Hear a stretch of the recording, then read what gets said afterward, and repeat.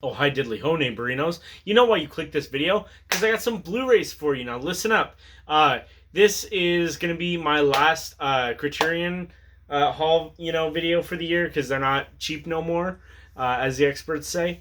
I don't buy Criterions at full price. I'm not a fucking rich person. YouTube monetize me if you want to see me buy Criterions at full price. But until that, no, I have a day job.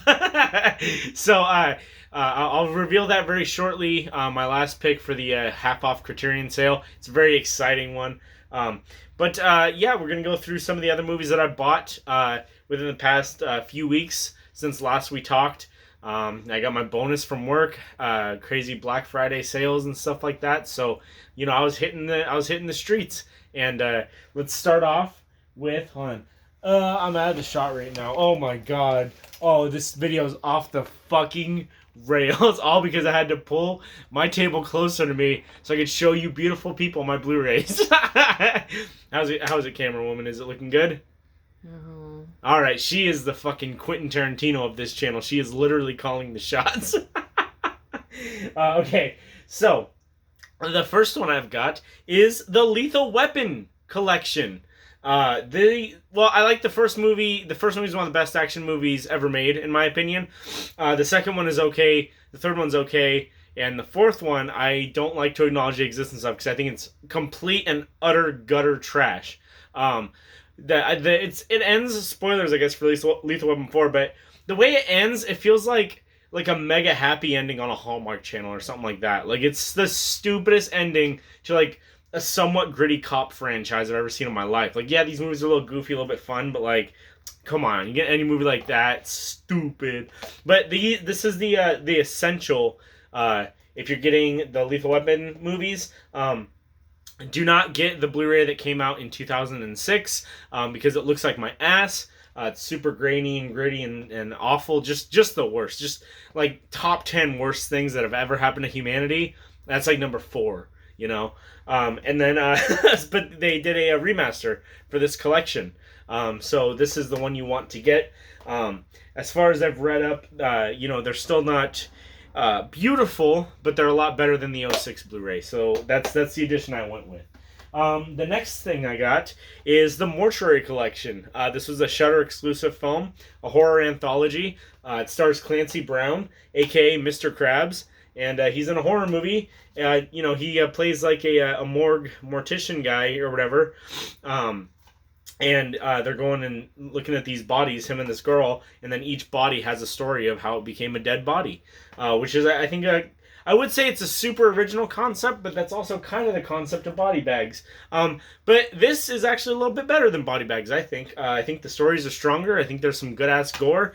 But don't take it from me. Take it from Mr. Sam Raimi, the director of Evil Dead, who thought this was a twisted tapestry of grisly fun. And I agree. I agree with everything Sam says. He's a god amongst men. Alright, the next thing I got is Chinatown. I haven't watched Chinatown yet, but I've heard really good things about it. My dad in particular is like, yo, you should watch Chinatown. And I was like, I bet. Look at this slipcover. It's like a lenticular. Hear that? ASMR for you guys. Oh my god. Lenticular slipcover. But yeah, I mean, it's a really nice package you got there. I want to watch it. I haven't watched it yet. So if you've seen Chinatown, feel free to tell me I'm dumb in the comments, and I should get my act together, start watching movies. The next one I got was also a blind buy, but I could not resist because I found this for $20. And this is a boutique Blu-ray release, and it goes for like 40 to 50. But the 4K of Perdita Durango, directed by Alex de la Iglesia. Sorry, I'm very much American, so if I'm butchering the Spanish or Latin language, I'm sorry. It's just it's my heritage or whatever. This is supposed to be a really, really good movie. I hear Quentin Tarantino loves this movie, and it's from the same director as The Day of the Beast. These two releases actually came out on the same day back in the day. Look at me between my two movies. Ain't that beautiful? Ain't that a sight to behold? But yeah, so I'm excited to watch this. This is actually kind of cool too, because not only did Quentin Tarantino say this is a good movie, but the girl in this movie, the character Perdita Durango, makes an appearance in Wild at Heart. Wild at Heart is a film by David Lynch, and I'm trying. If this has the attention of David Lynch and Quentin Tarantino, get in my collection already. Say less, as the kids and TikTokers are saying. But yeah, so I'm really excited to watch that. Got the reversible cover art. Ooh, a sight to behold. So yeah, I'm really excited to watch that. I'm probably gonna watch that real soon because I kind of can't stop thinking about how excited I am to dig into that fucking movie.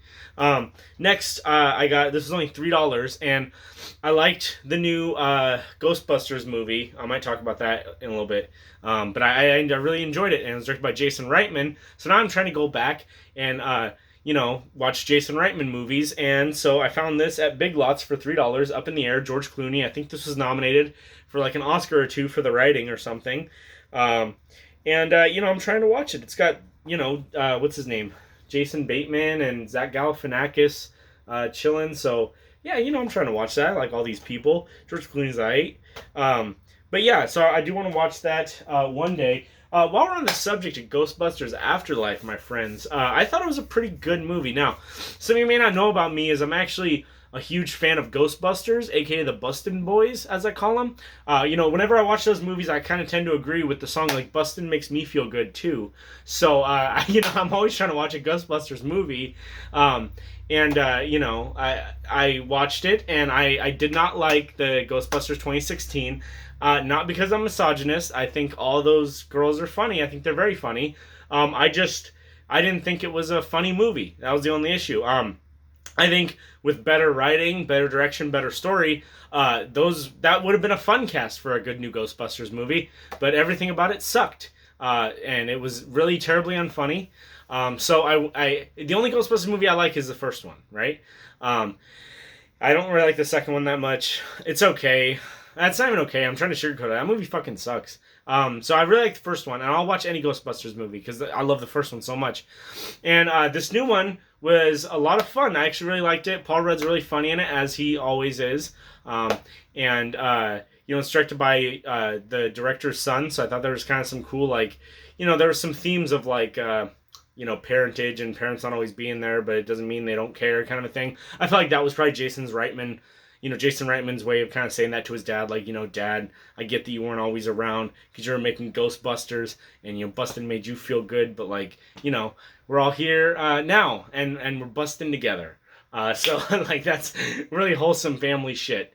And it was a lot of fun to watch. I will say that as much fun as I had watching it, it was not a flawless film. It relied way too heavily on some nostalgia stuff that it really didn't need to be there. Like, if you have seen the trailer, you know that the Stay Puft Marshmallow Men are just kind of there. But it's like the whole joke, the whole thing of that first movie, why that was funny, was because they told Dan Aykroyd, choose the form of your oppressor or whatever. And so the first thing he thinks of is the Stay Puft Marshmallow Man. That's funny. It's this part of commercialism. That thing is stuck in his head like a song gets stuck in your head. So that's funny. That's the joke. But with no connection, why are those Marshmallow Man back? What's the joke there? You know what I mean? Now, I know what you're thinking. Michael, I clicked on this video to see your Blu-ray haul. Why the fuck are you lecturing me about Ghostbusters? And I get it, so I'm going to move on. And then the last thing I got is the Criterion and the grand reveal. I've got the new Menace to Society 4K from Criterion. This is the first of their 4K releases. This came out along with Mulholland Drive. One can dream one day I'll get that. And then, they also released Citizen Kane. I think Citizen Kane's overrated. Real sorry about your hurt feelings. And I think, I think The Red Shoes came out or is coming out on 4K. Uncut Gems is coming. It's out on 4K from Criterion. I want to get that soon. So, this is not the first 4K your boy is getting from Criterion. Or the last 4K I'm getting from Criterion. But look at this packaging, guys. Come on, watch this. Oh my god, watch. Oh my god, it's got little blood shots inside the two. This is like a kind of a gangster movie if you haven't seen it. This is one of the best gangster movies ever made. It's got Samuel L. Jackson in it. for a little bit.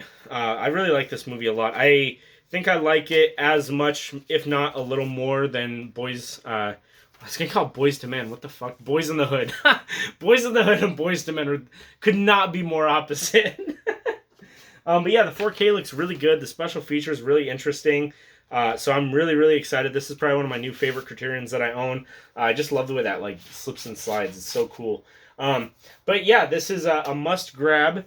And that's the last Criterion I'm getting for the year. I've promised myself and I've promised others. Now, you know, a lot of people were also asking me, Michael, what happened to your Blue Velvet Blu-ray? Just straight vibing in the background in all your videos. Did you get rid of it? And I was like, no, I would never. This is my baby. Baby wants Blue Velvet, you know? And what happened was, I got a lot of explaining to do. What happened was, I lent that movie to my parents because I was like, you guys should get into David Lynch movies. That's one of his more normal, straightforward films. And they hated it. They're like, I think they're low-key mad at me. They're like, why would you put this in front of our eyes, Michael? But that's what happened. Now it's back in my loving arms, and I'll never treat it the way that they did by watching it with disrespect. So that's the end of the video, guys. I want you to have a great night. I need you to drive safe, okay? And you know, party on Wayne, party on Garth. And I guess my advice for this end of this video, just to tie everything up, you know, is if you want to start eating a lot of fiber, I think that's great. You know, it makes your poop easy. It's a really good thing to be regular, you know, but you can have too much fiber. If you're going above like 40 to 50 grams of fiber per day, your body can get used to it, and then you have what's called a major blockage, right? You'll get constipated, and then you don't want that, right? You want to be pooping like it's soft serve and stuff like that, you know? So make sure that you're getting enough fiber. You're getting like the daily recommended stuff, and you know, fiber is essential. It can help you, you know, pass things that your body needs to pass, but just don't eat too much and get blocked up. So that's the end of my video, guys, and you have a good one.